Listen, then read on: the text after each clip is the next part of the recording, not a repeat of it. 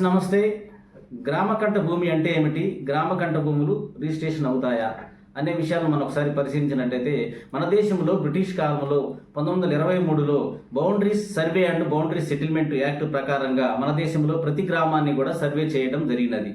ఈ సర్వే ప్రకారంగా మన గ్రామంలో ప్రభుత్వ భూములు ఎన్ని ఉన్నాయి, పట్టా భూములు ఎన్ని ఉన్నాయి, అలాగే వక్స్ బోర్డు భూములు ఎన్ని ఉన్నాయి, వక్స్ బోర్డు భూములు అంటే దేవాలయ భూములు ఎన్ని ఉన్నాయి అనేది సర్వే చేసిన తర్వాత ప్రతి దానికి కూడా మరి సర్వే నెంబర్లు కేటాయించడం జరిగినది. అయితే ఆ గ్రామంలో నివసించే ప్రజలైతేనేమి లేదా పక్క గ్రామాల నుంచి వచ్చే ప్రజలైతేనేమి నివసించే ప్రాంతాన్ని వదిలివేయడం జరిగింది. అంటే దానికి సర్వే నెంబర్ కేటాయించడం జరగలేదన్నమాట. అంటే సర్వే నెంబర్లు కేటాయించలేదు. అయితే మరి దీన్నే మనం గ్రామకంఠ భూమిని అంటామన్నమాట. మరి ఈ గ్రామకంఠ భూమి సర్వే మరి రిజిస్ట్రేషన్ అవుతాయా అంటే, ఉమ్మడి ఆంధ్రప్రదేశ్ హైకోర్టు ఒక తీర్పుని ఇవ్వడం జరిగింది.